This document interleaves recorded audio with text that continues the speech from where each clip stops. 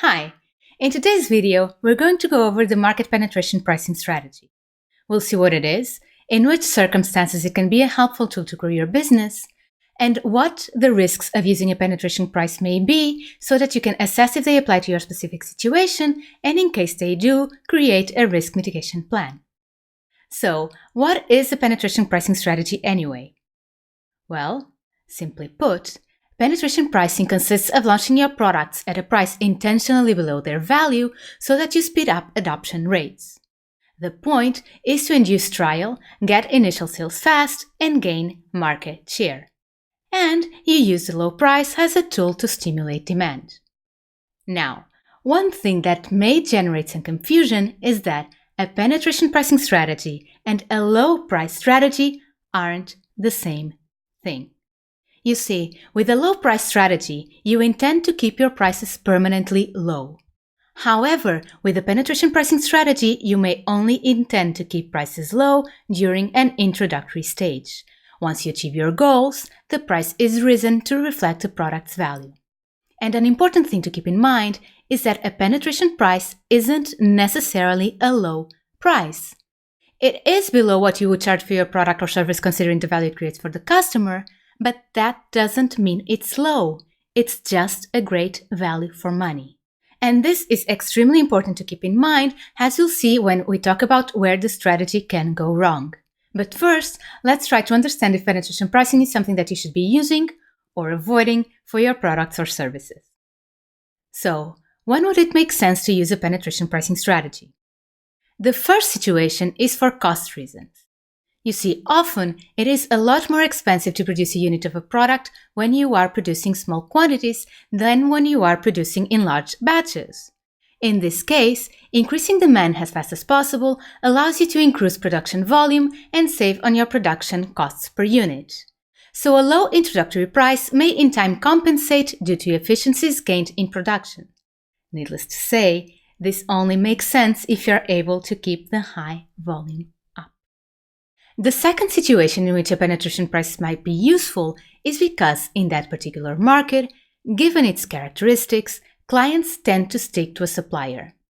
Not because they love him dearly, but because it's in their best interest, they're afraid of changing, or they simply can't be bothered. This typically happens in markets where there's a switching cost, trust or compatibility are important, or there's a network effect. So let's look at these one by one. So first one, switching costs. These may be due to the need for an installation or a learning curve for clients when they switch, or even because clients need to cancel a service and they don't want to bother. Regardless of the reason, consumers sometimes keep using a product because changing has a cost that they want to avoid, monetary or not. Second, trust. After all, better the devil you know than the devil you don't, right? When a high level of trust is required, customers may prefer to stick with a tested and proven option, even if they know that it could be improved upon, than risk trying a new one and getting worse results. Third reason, compatibility. When several products are used together, they need to be compatible. So, although there might be a better alternative available for one of the products, in case it isn't compatible with the rest of the products that are being used together, the customer can't switch. At least not without switching several more, which leads us back to the high switching cost. Fourth reason, network effect. Sometimes, people just use a service because their friends or acquaintances use it. As a consumer, you probably have quite a bit of experience with this effect. For example, do you use a social network because all your friends are there? Or a messaging service? A gym, maybe? Something tells me that you do, or did, at some point, at least one of these. In these situations where clients tend to stick to a particular provider and/or there's a network effect, it is important to be the first one to get to the client, or if you miss that chance, offer them an incentive to switch to you. And that's where the penetration price comes in.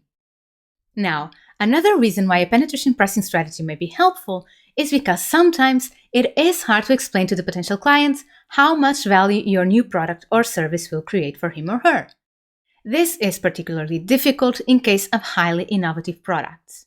The potential client may simply not understand what your product is supposed to do for him. If you're lucky, he might even understand the features. But understanding how features translate into a benefit may be a whole different story. Another type of product that may have a hard time entering the market, at least at a price that reflects its value, is one whose value you can feel but can't objectively measure.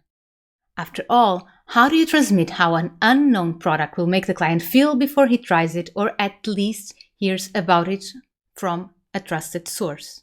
The point of the penetration price in these cases is to encourage trial that can then be transformed into positive reviews, repeat purchase, depending on what the product is, or both. Which leads us to the last reason why a penetration price may be a great help, which is brand building.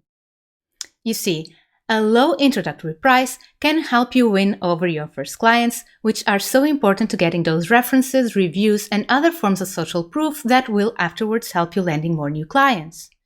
Because unless your product's price has a very little weight on your potential client's budget, he's likely to think twice before buying it.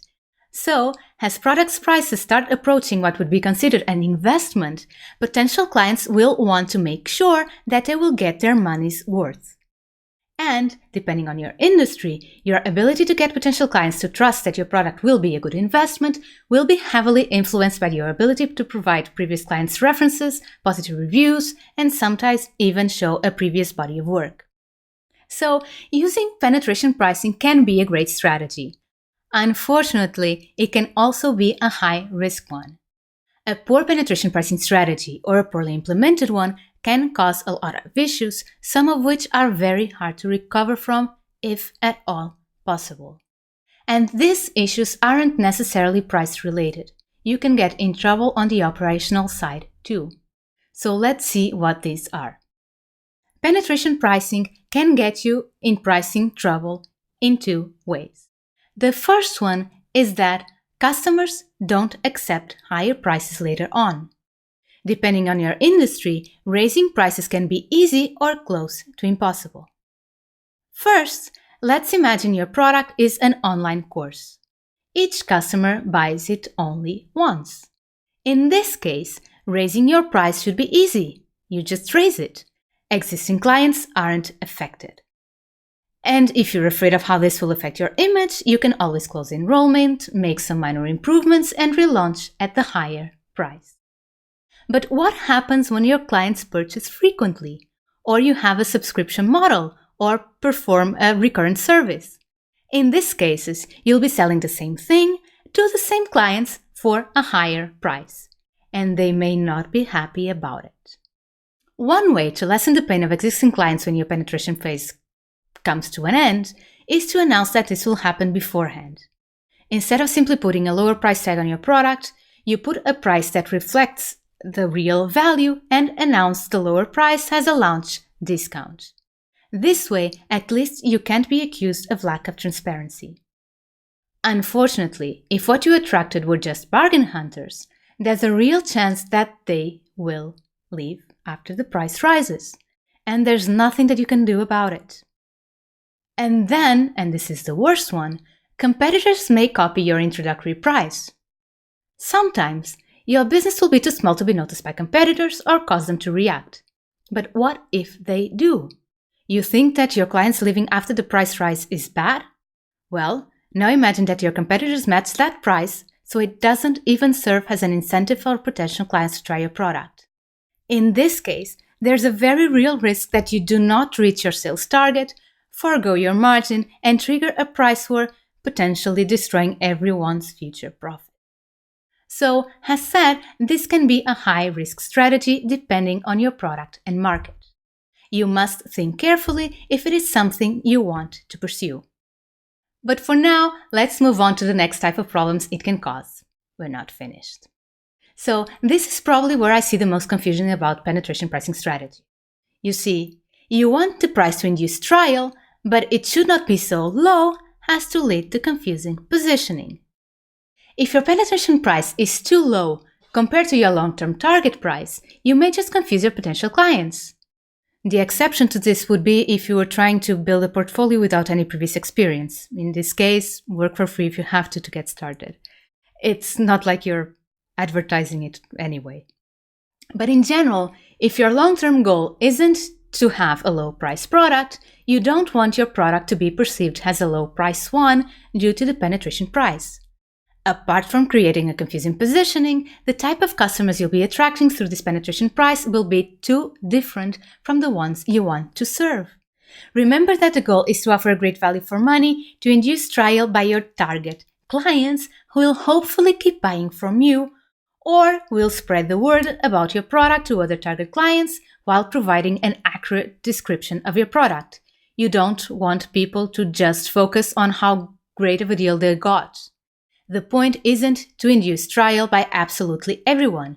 It is to induce trial by people who will buy again at a regular price or who can put your product in front of others who will. And this is why it's so important to understand that a penetration price and a low price are very different things. Remember those bargain hunters I talked about before? Anyway, let's move on to the third type of issues. We're not finished. It's time for operational issues. So let's say you launch a new product with a penetration price and the strategy is so successful that your sales are higher than your most optimistic forecasts. Great, right? That's a great problem to have. Well, actually, that can get you in trouble too if you can't keep up with demand or can't provide an adequate level of service to those who buy. If you can't keep up with demand, your penetration price is too aggressive. You are letting go of more profit than would be necessary to reach your sales target. And with some luck, this will be the worst of your problems.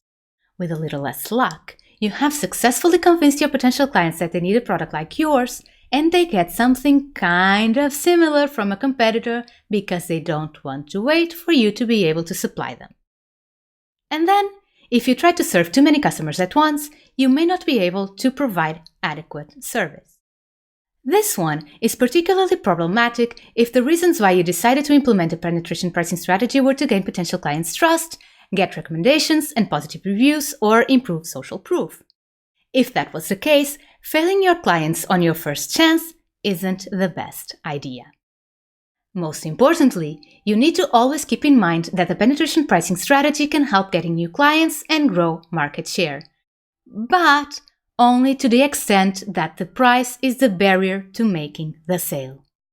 If the potential client has no interest whatsoever in your product, there isn't a price that's low enough to get him interested. If price isn't the issue, changing it cannot be the answer. You need to work on your value creation and/or value communication strategies first. So, with the penetration pricing strategy, you can run into several issues, but it can also be a great help. At the end of the day, the degree to which you can benefit or shoot yourself in the foot will depend to a large extent on your industry and your product or service. So, before you implement a penetration pricing strategy for your next product launch, start by 1. Making sure that it makes sense to use one, and 2. Making sure that you anticipate its potential consequences, taking into account the nature of your business and your product.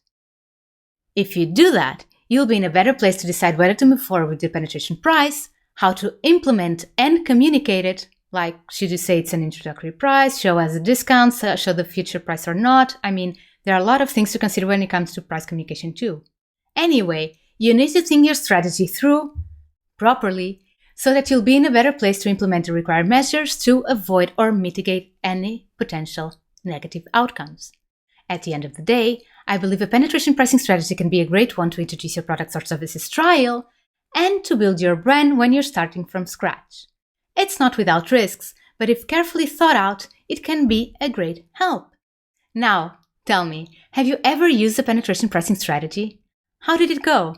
Did you run into any problems? Let me know all about it in the comments. Bye!